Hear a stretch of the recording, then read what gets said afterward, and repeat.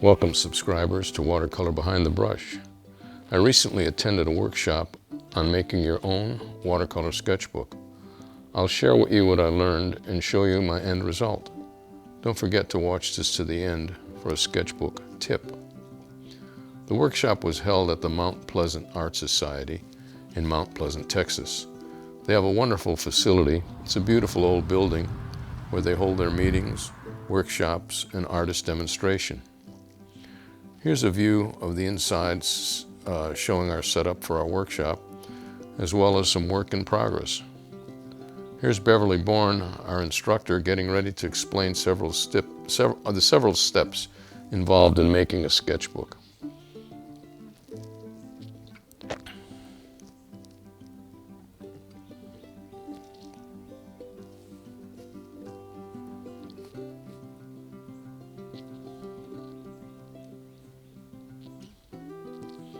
Here's the tools you'll need: a few bulldog clips, a pair of scissors, an awl for piercing the holes in the leather cover, as well as the paper, watercolor paper that is, a few pieces of styrofoam to back up when you're piercing the holes so you won't damage your table. The screwdriver was just to tighten the scissors when necessary, and I really didn't even use the knife. These are the templates we used for making the holes in the leather cover, as well as the watercolor paper. Here's the watercolor paper clipped to the leather cover before starting to do the stitching. Next, I'll explain the assembly process.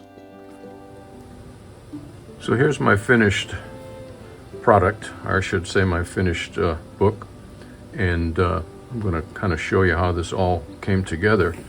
First of all, we were given some instructions, and basically what we had was three full sheets of watercolor paper, which we folded in half and then tore in half, and then in the half sheets were then divided into three sections, which measured 15 by 7 3/8.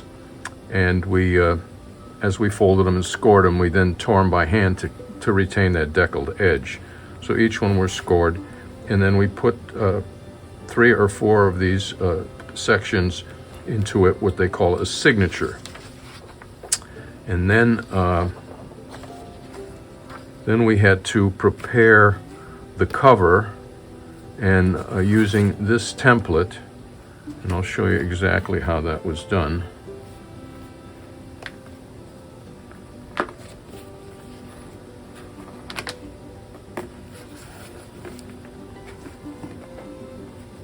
The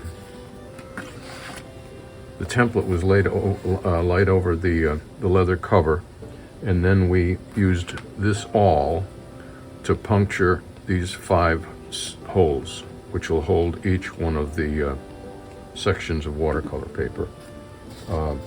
We backed up the leather with the little styrofoam so we wouldn't damage the tables that we were working on. So that's what we did for the leather cover, and as you can see, that represented these 5 series of holes. Then we had to take the watercolor paper and use this template. We placed that in the center of each of these sections of watercolor paper, and I think the first one had 3.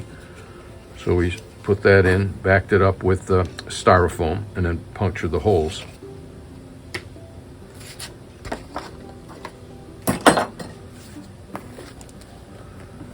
And then the fun part started. That would be leasing or sewing together each one of the signatures of watercolor paper. And following the instructions on the sheet, we achieved that. And we simply wound up with a nice watercolor book with a leather binding. The needle that was provided is not a sharp needle, it's sort of a blunt point needle. I don't know if you can see that close up.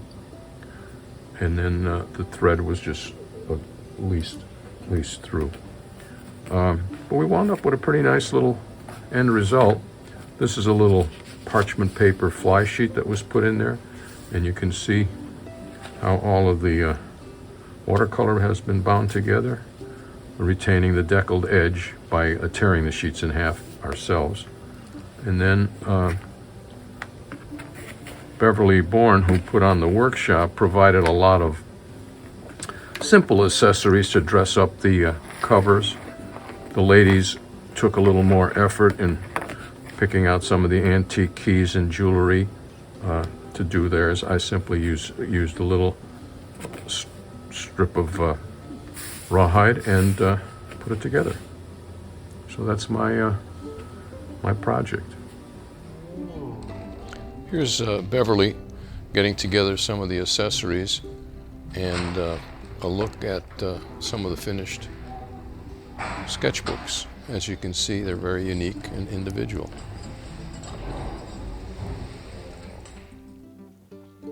Here's another look at my finished book. Turned out quite nice, and I'm very proud of it.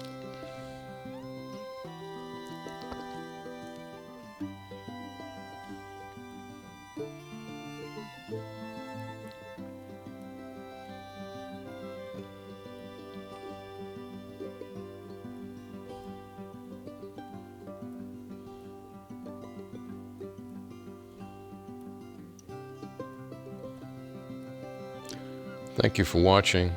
Please subscribe if you haven't done so, and please click the like button.